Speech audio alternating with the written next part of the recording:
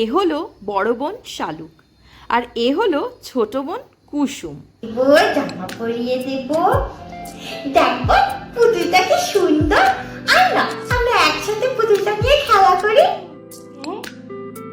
আমাকে এই ঢাবলা মতো পুতুলটা দিয়ে তুই নিজে এত সুন্দর পুতুলটা নিয়ে খেলতে পারছিস? আমার এটা চাই না, আমার ওই পুতুলটাই চাই, তুই ওটাই আমাকে দে দে দে, আমার ওটাই চাই। ও মা, তুই তো নিজের বড় পুতুলটা পছন্দ করেছিলি রে। তোর পুতুলটা খুব সুন্দর। না, আমি সেসব কিচ্ছু শুনতে চাই না, তোর পুতুলটা আমারও চাই, ব্যাস। ঠিক আছে, তোর এটা পছন্দ, এই নে পুতুলটা। বোন, তুই আমার সাথে আর খেলা করবি না? এইভাবে পেরিয়ে যায় 10-10টি বছর। এখন তারা পুতুল খেলা ছেড়ে যৌবনের দোরগোড়ায়। বড় বোন একটু নরম স্বভাবের হলেও ছোটটি কিন্তু মোটেও সুবিধের নয়। বলছি বোন, শোন না, তোর সাথে আমার একটু কথা আছে। যা বলার তাড়াতাড়ি বলে ফেল।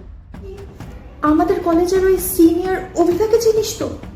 দেখ না, রূপার হাতে কি সব চিঠি চিঠি পাঠিয়েছে, কি সব ভালোবাসি টালোবাসি বলছে।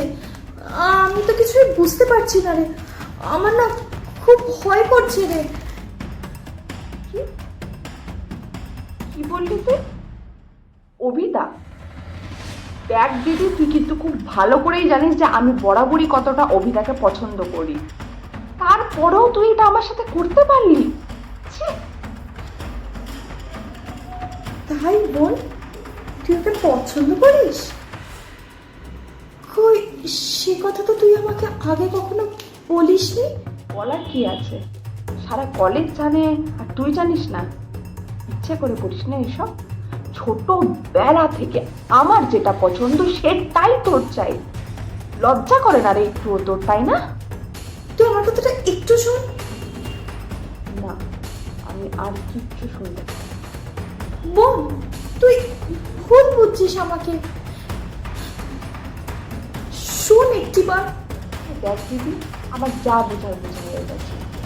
এরপর তোকে যদি আমি অভিতার পাশে আর একটা দিনের জন্য ঘোরাঘুরি করতে দেখে নিয়েছি না, সেদিনকে আমার থেকে খারাপ কিন্তু আর কেউ হবে না, এই আমি তোকে বলে দিলাম। বোন, তুই আমাকে এতটা নিচে নামাতে পারলি? আমি তোকে কথা দিচ্ছি, আমি কেন, আমার ছায়াও আর কোনোদিন অভির আশেপাশে থাকবে না।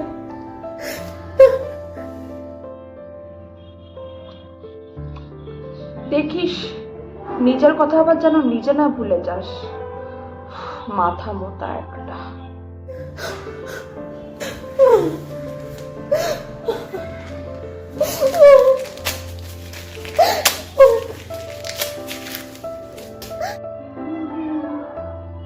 মা, আমি কলেজে বেরোলাম।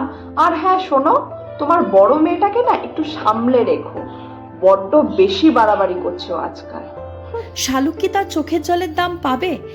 জানতে হলে চোখ রাখতে হবে গল্পের পরবর্তী অংশে এবং এগিয়ে যেতে হবে আরো 2 বছর পরে।